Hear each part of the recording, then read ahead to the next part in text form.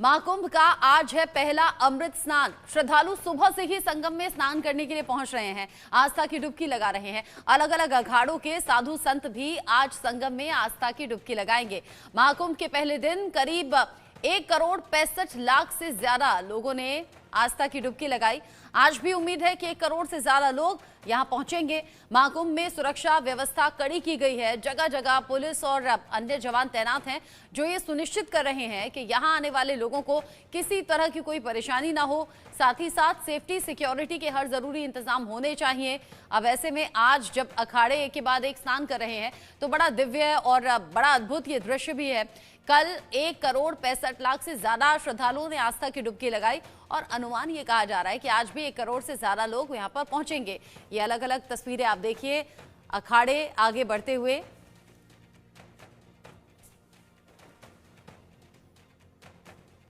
आज पहला अमृत स्नान है। अलग अलग दिन ये अमृत स्नान होगा, लेकिन आज चूंकि पहला अमृत स्नान का दिन बहुत ज्यादा उत्सुकता के साथ आज इंतजार इन तस्वीरों का था। और अब आगे बढ़ते हुए अलग अलग अखाड़े सिलसिलेवार तरीके से स्नान करेंगे और संगम किनारे सनातनियों का बड़ा समागम इस वक्त नजर आ रहा है। जो तस्वीरें हैं उसमें आप देखिए, खचाखच भीड़ है, पैर रखने तक की जगह नहीं है। आम श्रद्धालु जो कि खिंचे चले आ रहे हैं। सबसे बड़ी बात यह है, सिर्फ देश से नहीं बल्कि दुनिया से श्रद्धालु यहां पर पहुंच रहे हैं। अगर कोई विदेशी यहां पर कहे कि मैं मोक्ष की प्राप्ति के लिए आया हूं, मैं मोक्ष ढूंढ रहा हूं, तो ये बड़ी बात है। अगर विदेशों से आने वाले श्रद्धालु यहां हिंदुस्तान में आकर, महाकुंभ में आकर मोक्ष की बात करें, आस्था की बात करें, तो बड़ा छाप छोड़ती है। ऐसे में आज जब पहला शाही स्नान है, बड़ा महत्व आज इस शाही स्नान का। लोग बड़ी संख्या में पहुंच रहे हैं आस्था की डुबकी लगाने के लिए। अलग अलग अखाड़े, साधु संतों का जमावड़ा। आज की ये बड़ी खास तस्वीरें हैं।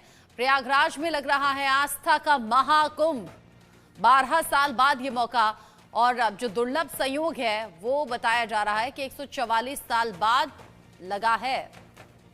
144 साल बाद ये दुर्लभ संयोग है, और ऐसे में इस दुर्लभ संयोग में लोग पहुंच रहे हैं प्रयागराज, और बड़ी संख्या में लोगों का पहुंचना भी बता रहा है कि सनातन ने कैसे लोगों को जोड़ा है, कैसे लोगों को इकट्ठा किया है।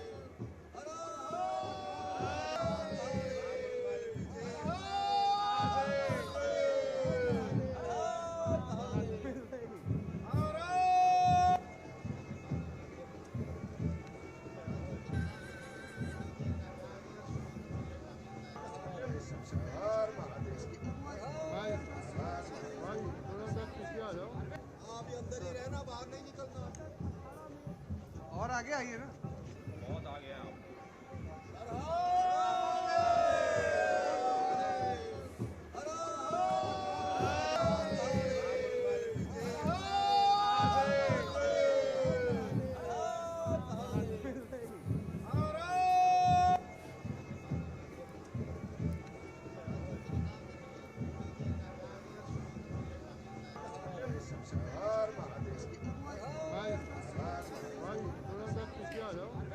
अंदर ही रहना, बाहर नहीं निकलना।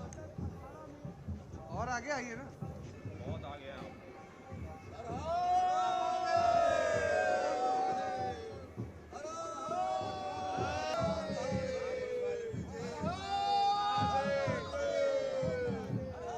रहा है निर्धारित समय सारणी के अनुसार पहले अखाड़े के द्वारा 6:15 पर संगम तट पर आकर स्नान किया जाना है, और क्रम में दूसरे होंगे निरंजनी एवं आनंद अखाड़े के साधु संत। तत्पश्चात जूना, आवाहन एवं पंचअग्नि अखाड़ा प्रवेश करेगा, और लगभग 8 बजे संगम तट पर उनके द्वारा स्नान किया जाएगा। इसके बाद निर्मोही अखाड़ा, दिगंबर अखाड़ा, निर्वाणी अखाड़ा, नया पंचायती अखाड़ा, बड़ा पंचायती, और अंत में निर्मल पंचायती अखाड़े के संत के द्वारा स्नान किया जाएगा। ये क्रम लगभग दोपहर 3:40 तक निरंतर जारी रहेगा, और करोड़ों की तादाद में श्रद्धालु तो निरंतर पवित्र डुबकी लगा ही रहे हैं। शैव अखाड़ों में महानिर्वाणी अखाड़ा होगा, निरंजनी अखाड़ा, अटल अखाड़ा, आनंद अखाड़ा, अग्नि अखाड़ा, जूना अखाड़ा और आवाहन अखाड़ा। इसी के साथ वैष्णव संप्रदाय के वैष्णव अखाड़ों में दिगंबर अखाड़ा होगा। इन्हीं के साथ निर्मोही अखाड़े के साधु संत पहुंचेंगे। निर्वाणी अखाड़े के साधु संत भी, जो भगवान विष्णु के अनुयायी हैं, उनकी आराधना करते हैं, उनके द्वारा संगम तट पर पहुंचकर स्नान किया जाएगा। साथ ही उदासीन अखाड़ों में उदासीन पंचायती बड़ा अखाड़ा, उदासीन पंचायती नया अखाड़ा और निर्मल अखाड़े के साधु संत संगम तट पर पहुंचकर आज के मकर संक्रांति के महापर्व पर राजसी स्नान, अमृत स्नान करेंगे।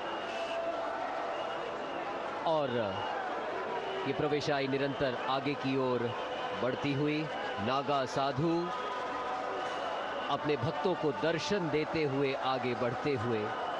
और मेरे साथ कमेंट्री बूथ में अब मेरे साथी कमेंटेटर डॉक्टर प्रवीण तिवारी। बहुत बहुत धन्यवाद आपका मयंक, और साथ ही साथ आनंद भी मुझे ज्वाइन कर रहे हैं। और ये वो क्षण था नागा साधुओं के दर्शन करना, जिसके लिए बड़ी तादाद में श्रद्धालु यहाँ पर पहुँचे हैं। दूरदर्शन के माध्यम से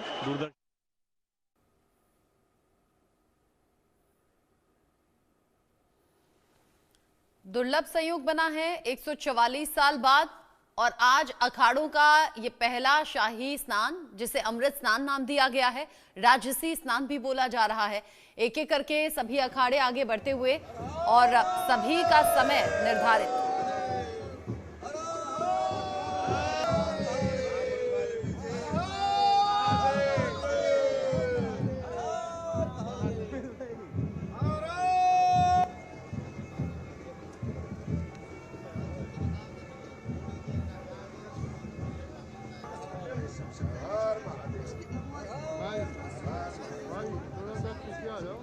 आप अंदर ही रहना, बाहर नहीं निकलना। और आगे